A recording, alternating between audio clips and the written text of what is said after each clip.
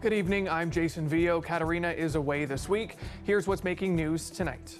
We've gone missing, a lot of us murdered, and nobody looks for us. You can't outlaw panhandling. People asking for money, it's a civil right we all have. There's four principles on scaring somebody, and most of it has everything to do with decoy. Thanks for joining us. Some pushback tonight on a plan for a bylaw to regulate panhandling. That's a campaign promise from mayoral candidate Drew Dilkens. There are questions about how much of that plan will stand up in court. And as Dale Molnar tells us, that was a problem when this proposal first came to light nearly a decade ago. I recognize that this is not without controversy, but as I said, I know residents are fed up. Drew Dilkens wants to see panhandling banned at intersections, bus stops, banks, and other places, and he wants to eliminate aggressive panhandling. All of it is already covered by the Ontario Safe Streets Act. What Dilkens is pitching, he's tried before, back when he was a councillor in 2014. That would restrict where panhandling can occur and what times of day that it can occur. He asked the legal department for a report on the feasibility of a panhandling bylaw and was told back then that the bylaw would be vulnerable to constitutional challenge. That was based on rulings by the BC Supreme Court on a similar bylaw in Vancouver. Council only received the legal department report and took no action. 8 years later, a legal expert tells us those hurdles still remain. One of the rights within the Charter, Section 2B, is the freedom of expression right. And panhandling is a form of expression. So depending on the scope of this proposed bylaw, depending on what it does exactly, there are going to be real questions about its constitutionality, to my mind. This man says a bylaw against panhandling would be unfair. It's too bad if you make it bad for others, that's all. You know, I started this about 6 years ago. I was the only one out here for a couple years. Now there's 100 or so people. Charities such as the Goodfellows are exempt from the Safe Streets Act, but while some people in Windsor want panhandling curtailed, yeah, I think there are like a lot of quantities of like beggars over here, and like, you know, it should be like, you know, there should be something done about it. Others say something needs to be done about the poverty people face instead. Things are going the way they are is because the rent's so expensive downtown. People can't afford to pay $1,400, $1,500 a month with $700 incomes. A lot of the people doing the panhandling are people that are already housed, but they're on disability pensions. That's a very meager amount of money. I think that as we look at what the cost of living in this country is and the condition for those low-income earning individuals, we're only going to see this happening more. Since Ontario's Safe Streets Act already prohibits panhandling in certain areas, such as intersections, police could be laying charges and hefty fines could be imposed, but Joyce Zuck says her agency and police are taking a different approach. So because our agency has the homelessness outreach workers, we have actually been going out regularly with the Windsor Police Service to talk to individuals that are engaging in the activity of panhandling on various corners. We're going out with our Windsor Police Service because our police are very concerned about the danger of people standing in the middle of an intersection. It's clearly not safe. City administration has already been asked to put forth a report on a new bylaw on panhandling. That motion put forward by Ward 1 Councillor Fred Francis in July. He was the councillor who replaced Dilkens when Dilkens was first elected mayor. Dale Molnar, CBC News, Windsor. A ceremony and vigil was held at Windsor's riverfront today. It's meant to honor the lives of Indigenous women, girls, and gender-diverse people who have gone missing or been murdered. Event host Faith Hale says it's a day to reflect, but also a day to call for action.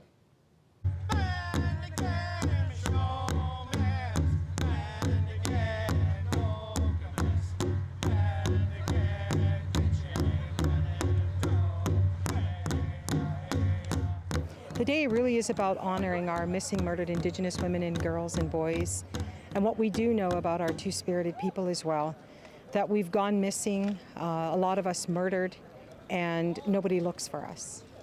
So we really think about that in the genocidal sense policy that even as far back as we can remember, 150 years with Indian residential schools, that our children, our women would go missing and people wouldn't look for them. So this legacy we're hoping to educate people about and to change today. So this healing, this coming together, the understanding that we bring to the community is really, this is a healing for all of us. And that community like yourselves really need to know the impact of what we call the genocidal policies that have been inflicted on Indigenous peoples for a very long time in Canada.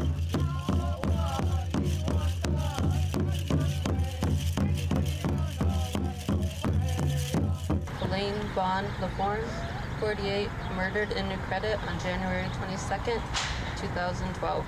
Yeah, those faceless dolls were recreated by the Native Women's Association of Canada, and that research report that came out that signified the number of our women who were not even looked for by the police.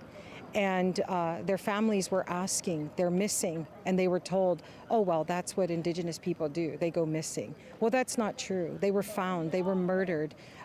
Today, we know those names, and we know that a lot of them, their cases are still open, which they call cold cases, and we need those cases to be closed. We need closure for our families and our community today.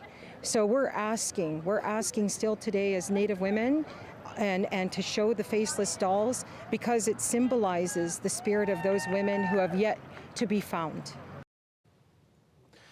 Windsor police are asking for the public's help in finding a 30-year-old Windsor woman. Kristen Scott was reported missing back in February. She was last seen in Windsor at the end of 2021. Police say there's no indication of foul play at this time, but are offering a $20,000 reward for anyone who can help find her. Despite our best efforts, she still has not been located, and we are extremely concerned for her well-being. We are certain that there are people out there who know what has happened to her or where she is. It is our hope that offering a reward will provide an incentive for those people to come forward with new information that might help us solve this missing person's case. Scott is described as 5 feet tall with long blonde hair and brown eyes. She has a tattoo of a butterfly on her upper back and weighed about 90 pounds the last time she was seen. Police say she didn't have a fixed address but was known to be around the Remington Park area to downtown Windsor. Windsor police also arrested and charged 12 people, we learned today, after $700,000 worth of items were stolen from 2 local Home Depots. These thefts were reported over the last 6 months. Police say they recovered more than $3,500 in stolen merchandise, along with 3 stolen vehicles, including a Land Rover. The suspects have all been charged with theft. 3 had outstanding arrest warrants. Also today, police say that an officer has been charged with impaired driving. The 20-year veteran of the service was off duty at the time, according to police. It's alleged they hit a parked car in downtown last night. The officer has been placed on administrative duties while the investigation and hearings continue. Hockey Canada was on the defensive today over its handling of alleged group sexual assault cases involving junior hockey players. The new interim chair of the organization's board of directors testified at a parliamentary committee reviewing the issue today. She gave the current leadership a top rating, but MPs say it's a failure and are calling for more changes right at the top. The CBC's Ashley Burke has those details. The new interim chair of Hockey Canada today with a new defense. Suggesting that toxic behavior is somehow a specific hockey problem or to scapegoat hockey as a centerpiece for toxic culture is, in my opinion, counterproductive. The comment comes after CBC's The Fifth Estate identified 15 cases of alleged group sexual assaults that police investigated involving hockey players since 1989. 50 players were accused and only 1 convicted. What we're hearing from Hockey Canada is more than one incident of athletes acting like a pack of hooligans. And I'm wondering, and we don't hear that from other athletes in other sports. MPs of all political stripes want Hockey Canada's leadership to step down, but Andrea Skinner pushed back. Our board, frankly, does not share the view that senior leadership should be replaced on the basis of what we consider to be substantial misinformation and unduly cynical attacks. Are you afraid of change? I absolutely am not afraid of change. I welcome it. I believe that we have changed. We're continuing to change. I think that there is a significant risk to the organization if all of the board resigns and all of senior leadership is no longer there. Will the lights stay on the rink? I don't know. We can't predict that, and to me, that's not a risk worth taking. Why is the leader of this organization being protected rather than being held accountable? The leader is not being protected. Then Skinner gave the president and CEO of Hockey Canada, Scott Smith, a top mark. What grade from an A to an F would you give him in his role at Hockey Canada right now? I would say that he's conducting himself as an A in the circumstances.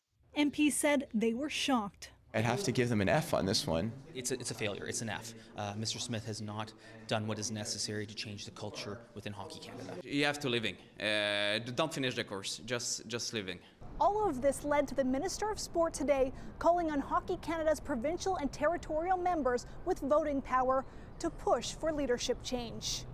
Ashley Burke, CBC News, Ottawa. During the next big heat wave here in Ontario, you may find your air conditioning unit kicking in less frequently. That's if you sign on to a new program the province is putting forward to help conserve energy. As Lorenda Redekop explains, customers will get paid to join the new plan. One thing I will say is that businesses and homeowners across the province want to save money. The government feels cost will ensure these energy efficiency programs are popular. One is for homes with central air conditioning and a smart meter. Enrolling would mean an incentive if they lower usage on some hot summer afternoons when demand is highest. Another geared at greenhouses with an incentive to install LED lighting or other energy-saving measures. The programs start next year, costing $342 million.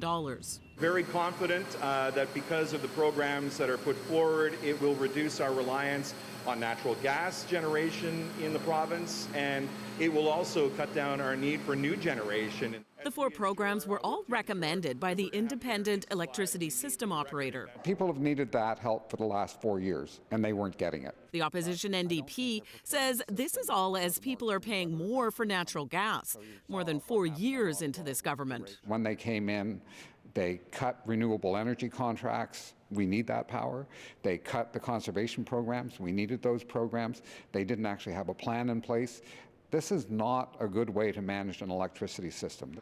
And it's as electricity demand is expected to increase, with vehicles, just one thing, moving to electric. This is a welcome step after the government cut conservation spending in its first term. But this environmentalist calls the expected reductions in energy use due to this program meager. It's going to be overshadowed by the broader plan, which is to use more fossil gas for electricity production, and the plan to expand natural gas pipelines to new homes, both of which are increasing our greenhouse gas emissions in Ontario. The government says the programs will save enough electricity to power 130,000 homes every year. Lorenda Redekop, CBC News, Toronto. The Prime Minister announced new funding today to help Atlantic Canada recover from Fiona. $300 million in relief is being earmarked by the federal government to help the region rebuild after the storm hit 10 days ago. We know that there are already programs in place, agricultural programs, disaster mitigation and financial assistance programs. This fund will be there for anyone who is not covered by any of the other programs. Justin Trudeau says the money would provide assistance over the next 2 years to help fix and reconstruct critical infrastructure like wharfs and harbors. The fund will also go toward homeowners whose residences have to be rebuilt and to those lacking insurance to replace them. Meantime, crews are continuing to work to restore power in some areas. On PEI, more than 11,000 customers are still without power, and in Nova Scotia, that number stands at a little over 12,000. Voters in Quebec have re-elected François Legault, making him the first Quebec premier to head 2 consecutive majority governments in more than 30 years.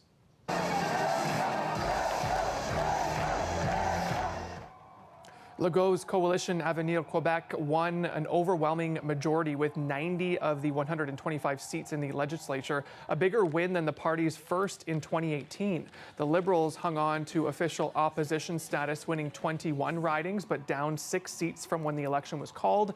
Quebec Solidaire increased its seat count by 1 to 11, and the once mighty PQ party down to 3 seats, while the Conservative Party failed to elect any candidates. Back here at home, the Bacon Man is someone a lot of folks know in Windsor. Ernie Lamont, a perennial municipal candidate who has never gotten elected to council. This year, he wants to be mayor again, but Lamont himself says he's likely not going to win. His ideas might offend some people, and sometimes they're illegal. The Windsor Morning host Nav Nanwa met up with the Bacon Man to ask why he keeps running.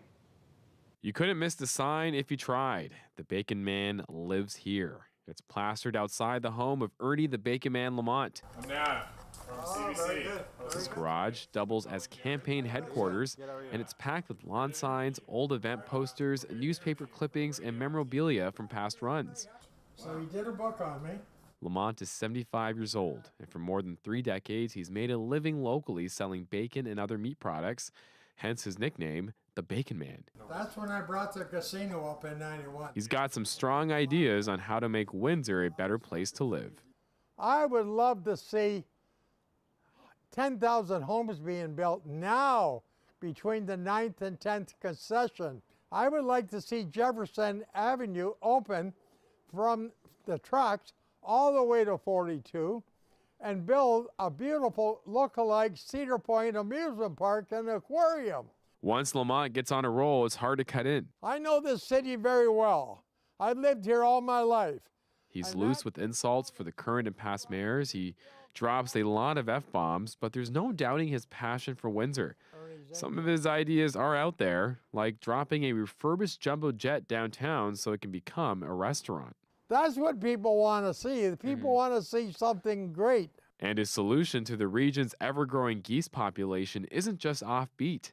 It's against the law. He wants to shoot them and feed them to the needy. It's also illegal to eat or to kill Canadian geese. Well, if I was mayor, I wouldn't worry about that. I'd be putting them in the soup kitchen. Lamont is also open about his troubled childhood, as well as his family life, including his recent cancer diagnosis. Well, prostate cancer has really hurt me, and right now I'm in a lot of pain right now. But he still plans on campaigning. If not door to door, he'll be on street corners passing out his flyers. He knows he's a hard sell. And the taxpayers of Windsor, you think they're going to vote for Ernie Lamont? They're going to vote for him. Well, if that's the case, Ernie. Pardon? If you feel that Windsorites aren't going to vote for you, why are you running? Well, I ran. This is my 5th time. I hope the city taxpayers give me a chance. You know why? The first day in office, the first time we have the big meeting at Clary, when I get up and make my speech, Windsor will be a new city. And so with that hope, he's in the running, a long shot being better than no shot. Still to come here on CBC Windsor News Live at 6, a warm day in store for tomorrow. All of your weather details coming up right after the break.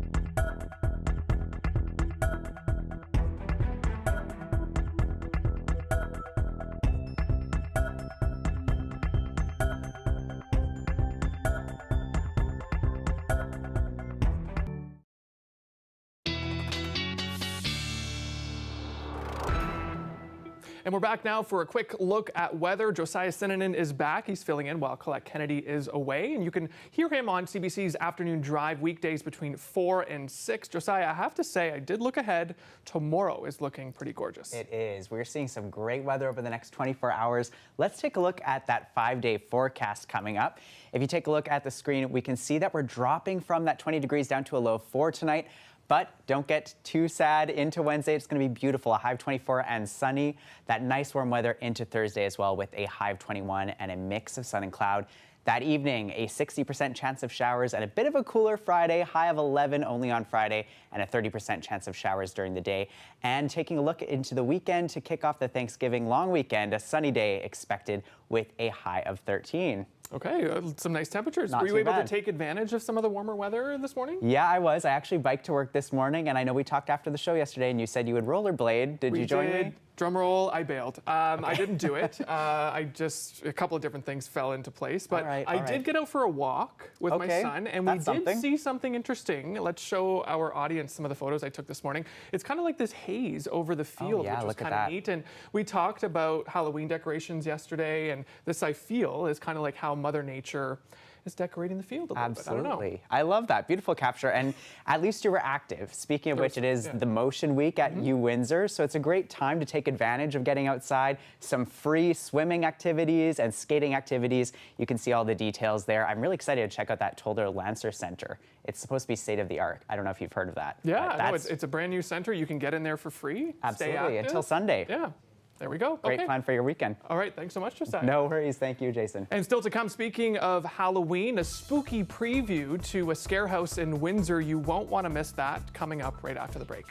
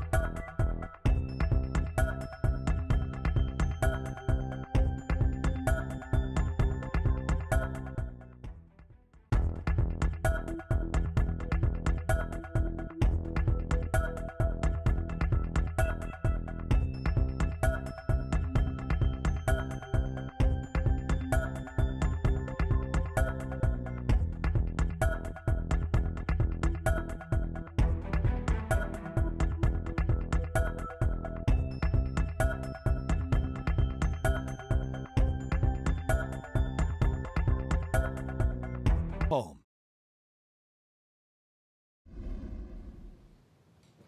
Welcome back. What makes a good scare? Is it the surprise or maybe the scream? We went down to the scare house in Windsor to find out why people keep coming back.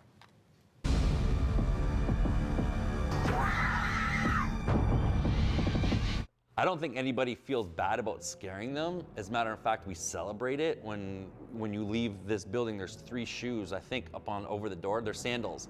And those are people last year that left the building with 1 shoe on. Like, if you can imagine that, you know, and they didn't bother to come back or call us and say, hey, my shoe's in there. Like, they just said, I'm out of here, keep my shoes. So we wear it like a badge of honor. So, I mean, yeah, it's just, I guess it's part of the tradition for us.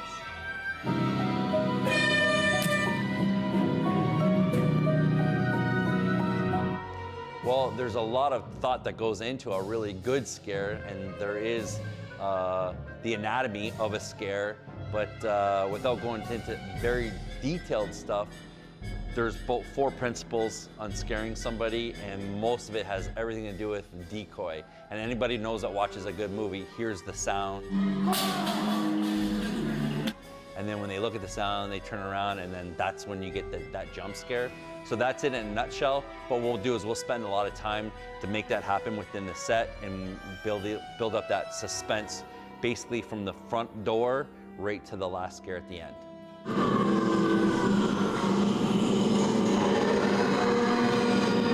There's that power switch of scaring somebody. Now, you could do it professionally.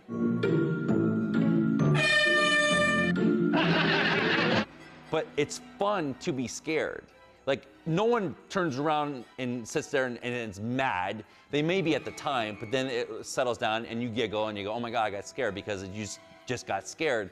So it's something from the time that we're born to when we get older. And now that we're in our 14th year, we have traditions. There's people coming to the haunt that have been coming to Scare House when they were kids. Now they're in their 20s. Some of them are actually having kids of themselves because they were later in life. And now they're bringing their kids. I mean, they're really young, but I mean, they come in. Looks like a lot of fun. By far the best part of that story is the fact that people leave their shoes and sandals behind because they are just so scared. Well, that's it for CBC Windsor. Thank you so much for watching. Don't forget, for news anytime, you can head to our website, cbc.ca/Windsor. And don't forget, we're on social media as well. You can check us out on Facebook, Instagram, and Twitter. The Rick Mercer Report is coming up next. Have a great night.